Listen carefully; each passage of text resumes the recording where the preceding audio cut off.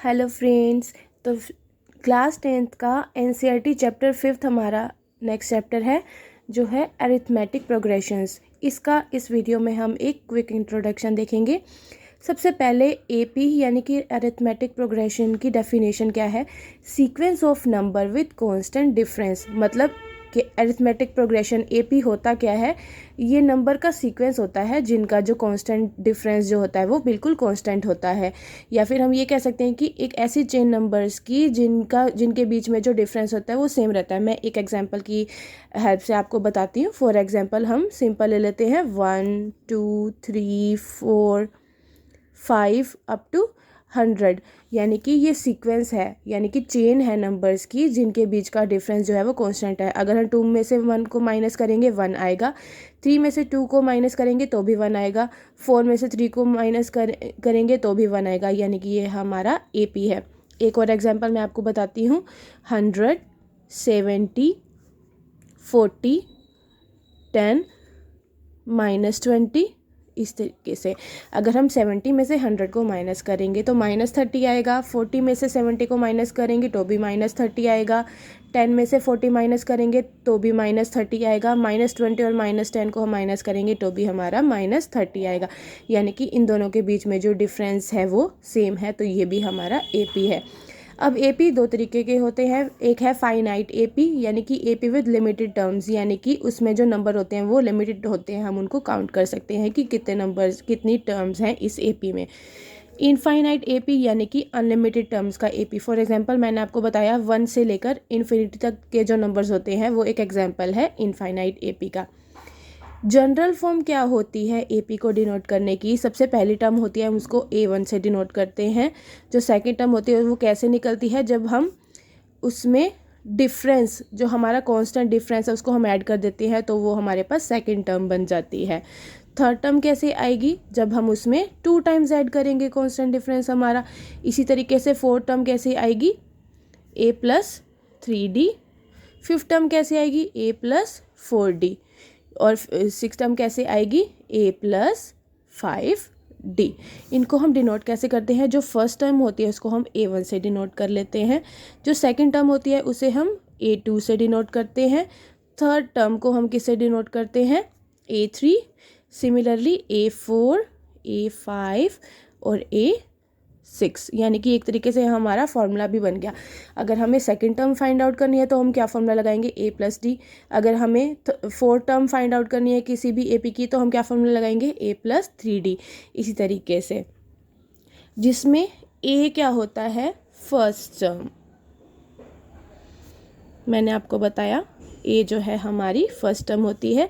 D क्या होता है, इसमें कॉमन डिफरेंस, यानी कि फर्स्ट सेकंड और फर्स्ट टर्म को माइनस करने से जो नंबर आएगा, जैसे मैंने आपको इधर बताया 2 में से 1 गए 1, यानी कि जो कॉमन डिफरेंस क्या हो गया 1। 70 में से 100 माइनस करेंगे -30 आएगा, यानी कि कॉमन डिफरेंस क्या हो गया इस एपी के केस में -30। AN क्या होता है, जो सबसे लास्ट वाला नंबर होता है उसे हम डिनोट करते हैं AN से।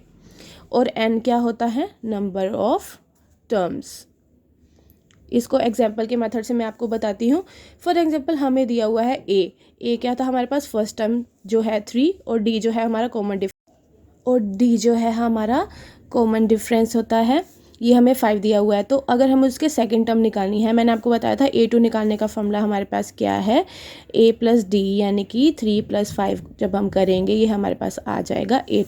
अगर हमें इसी एपी की थर्ड टर्म फाइंड आउट करनी है तो A3 का फॉर्मूला मैंने आपको बताया था क्या हुआ है, A+2D, यानी कि 3 प्लस में 2 टाइम्स ऑफ 5।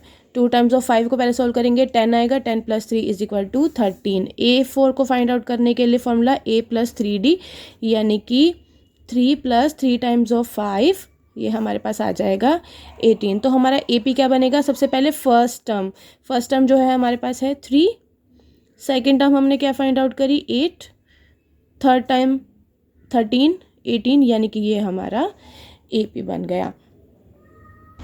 इसके बाद है किसी भी एपी में नंबर ऑफ टर्म्स कितनी होंगी। फॉर एग्जांपल ये एपी है हमारे पास, ये तो इनफाइनाइट है।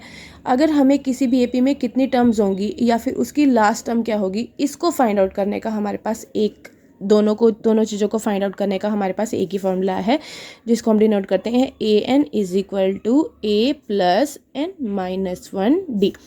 ये फॉर्मूला आपको इस चैप्टर में बहुत बार यूज़ होगा, आपको इसे पहले से ही लर्न कर लेना है।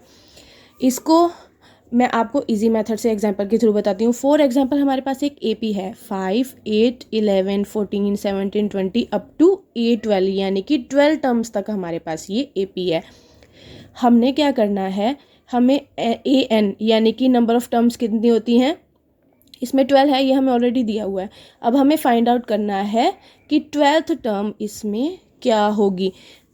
a हमारे पास क्या है 5, कॉमन डिफरेंस d हम फाइंड आउट कर लेंगे। कैसे निकालेंगे, 8 में से 5 गई, यानी कि सेकेंड टर्म में से फर्स्ट टर्म हमने माइनस करी, जो आ गया हमारे पास 3। तो यानी कि हमारे पास कॉमन डिफरेंस क्या आया है 3। और n जो है 12, यानी कि 12 कहाँ से आया A12, यानी कि इस एपी में टोटल टर्म्स कितनी है 12।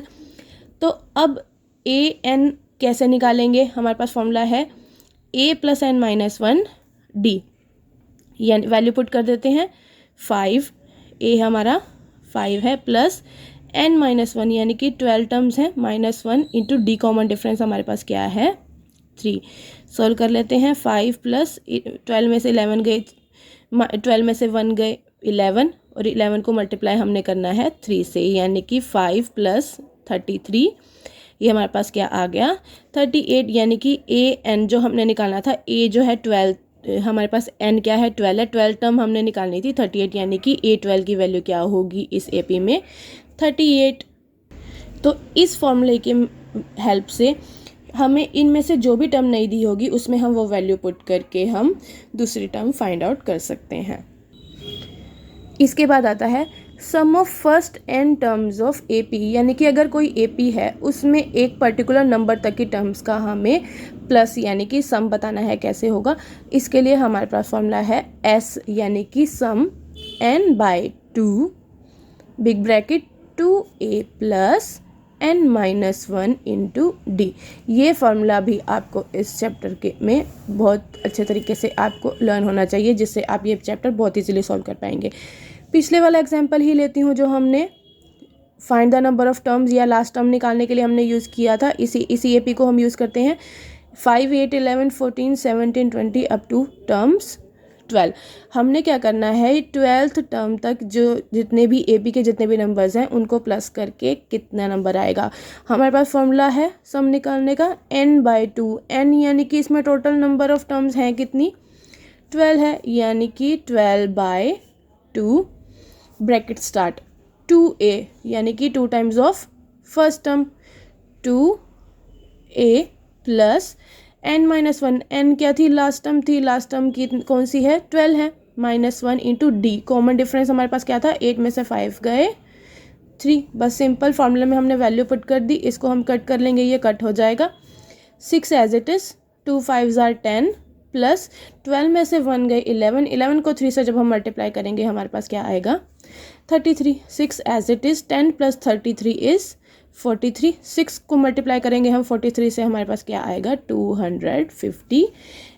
यानी कि जब हम इस एपी की इन सारी टर्म्स को 12th तक जब हम ऐड करेंगे तो इन सारी टर्म्स का को जो प्लस करके नंबर आएगा वो होगा 258। अगर हमारे पास लास्ट टर्म ऑलरेडी दी हुई हो, फॉर एग्जांपल हमारे पास इधर लास्ट टाइम नहीं दी हुई थी, अगर हमारे पास ऑलरेडी लास्ट टर्म की वैल्यू दी हुई हो तो उस केस में हम क्या कर लेते हैं, शॉर्ट फॉर्म लगा लेते हैं। एस का फॉर्मूला क्या बन जाता है n by 2 a plus L. ये फार्मूला भी आप लोगों को लर्न होना चाहिए। अगर लास्ट टर्म दी हुई है तो हम सीधा ये वाला फार्मूला यूज़ करेंगे, अगर लास्ट टर्म हमें नहीं दी हुई तो हम ये वाला फार्मूला यूज़ करेंगे। बस इसी के मेथड से हम हमारी फर्स्ट एक्सरसाइज बहुत इजीली सॉल्व करेंगे, जो हम अपने नेक्स्ट वीडियो में देखेंगे। होप आप लोगों को समझ आ गया होगा इसका इंट्रोडक्शन। वीडियो को लाइक कर दीजिए, शेयर कर दीजिए, अपने फ्रेंड्स में भी शेयर कर दीजिए। Thank you.